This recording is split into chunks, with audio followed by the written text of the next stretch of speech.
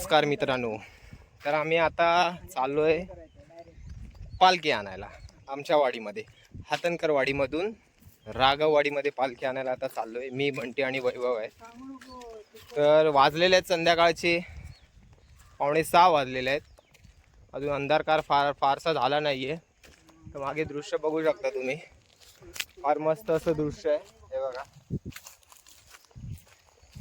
आता इथून पालखी ह्याच रस्त्याने बहुतेक येता येता अंधार होईल. त्या अंधारातून आपल्याला देव आणायला लागेल.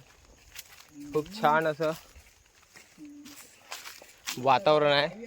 4 वाजल्यानंतर जी गरमी कमी होते, एकदम बरं वाटतं. आता मित्रांनो, आता जाऊया थेट पालखीच्या इकडे, पालखी आणूया आपल्या वाडीमध्ये.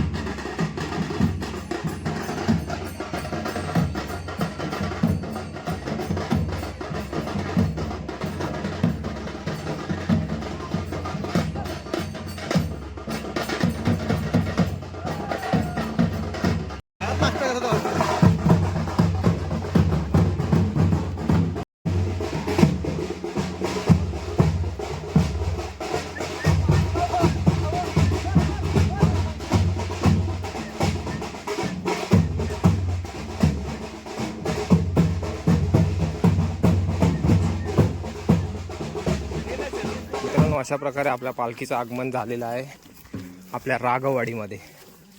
तर आपला दिलीप राघव पाटी खांदा लावलेला आहे पालखीला, एकदम तयारीमध्ये आहे.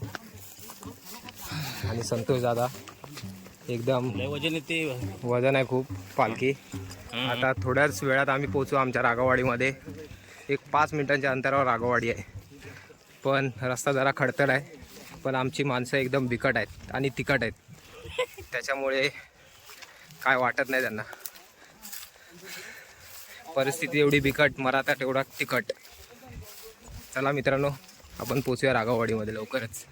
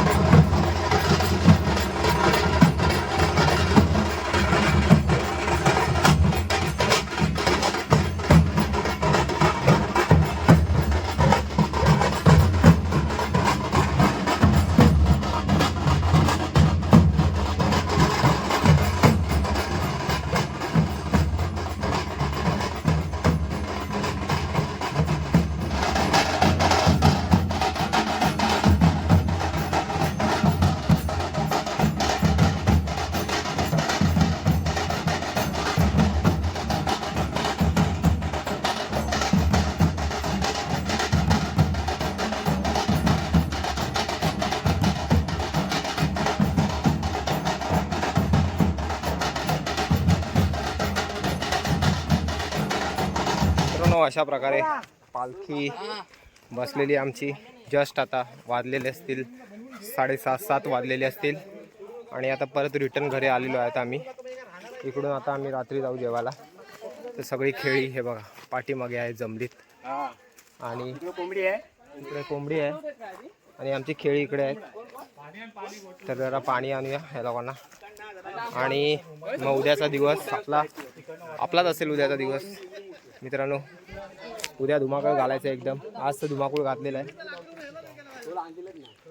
व्हिडिओ थोडासा शॉर्ट झालेला असेल पण व्हिडिओ बघायला नक्की तुम्हाला मजा येईल. व्हिडिओ कसा वाटला नक्की सांगा. चॅनल लाईक करा, शेअर करा, सबस्क्राईब करायला विसरू नका. जय हिंद, जय महाराष्ट्र, जय शिवराय.